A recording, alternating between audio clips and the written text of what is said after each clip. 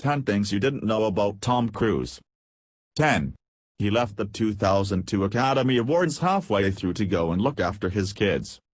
When Tom Cruise and Nicole Kidman divorced in 2001 after 11 years of marriage, they had to come up with a custody agreement for their two adopted children, Isabella and Connor Anthony. It turns out that nice guy Tom was so devoted to looking after his kids post-divorce that he once left the Oscars early to get home to them. After opening the 2002 Academy Awards, Tom dashed home because it was his turn to look after Isabella and Connor. He left the Kodak Theater by the back door after making his speech and ran back to his house to watch the rest of the event on TV with his kids. Sweet. 9. He once went to Brooke Shields' house to apologize to her.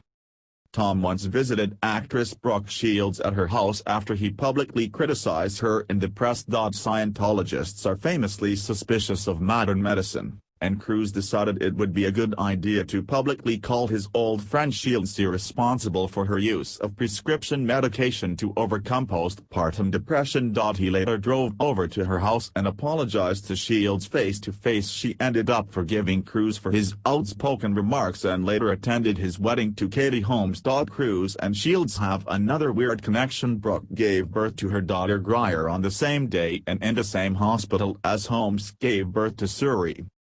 8. Emilio Estevez was best man at Cruise's first wedding.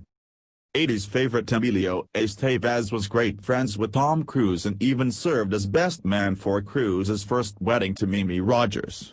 The pair starred in The Outsiders together, a 1983 comedy drama directed by the legendary Francis Ford Coppola. They also attended Santa Monica High along with fellow Brat Pack member Rob Lowe, and got on so well that Estevez carried out the best man duties for Cruise and Rogers. Cruise's right-hand man for his third marriage to Katie Holmes was none other than David Miscavige, the eccentric leader of the Church of Scientology. 7. Cruise is a Real Madrid fan. Or is he? Football fans might well be interested to know that the star of Mission Impossible and other blockbusters is apparently a massive supporter of Spanish club Real Madrid. Due to his friendship with David Beckham, he became a supporter of Spanish soccer club Real Madrid and has frequently been seen in the crowd along his ex-wife Katie and David's wife Victoria. However, his loyalties were tested when he was doing promotional work for The Mummy in Madrid last year.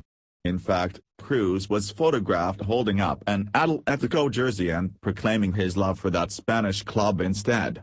"It's going to be a really magnificent stadium," said Cruise. "I can't wait to watch them come back and play here now."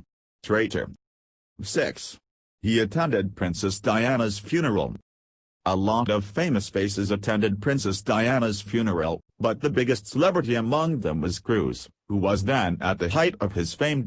He met Diana in 1992 at the premiere of Far and Away with his famous ex-wife Nicole Kidman.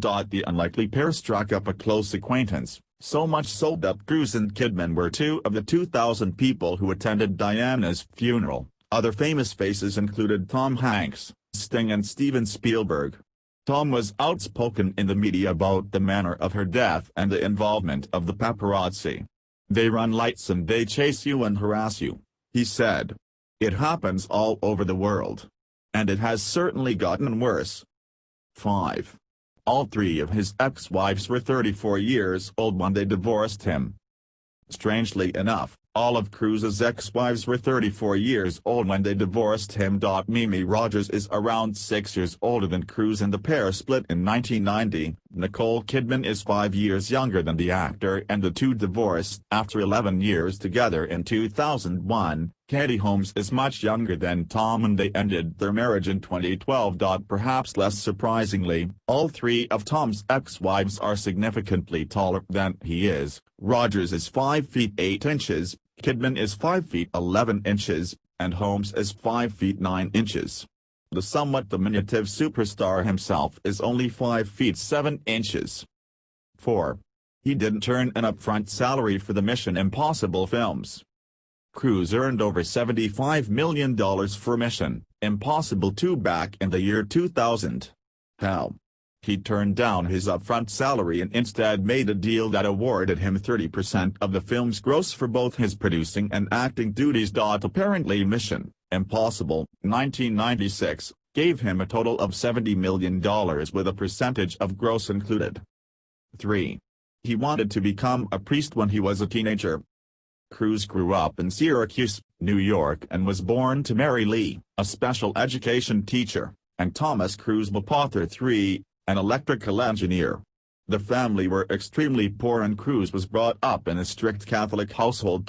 It must have rubbed off on him because at the age of 14 years old, he enrolled in a seminary to become a priest.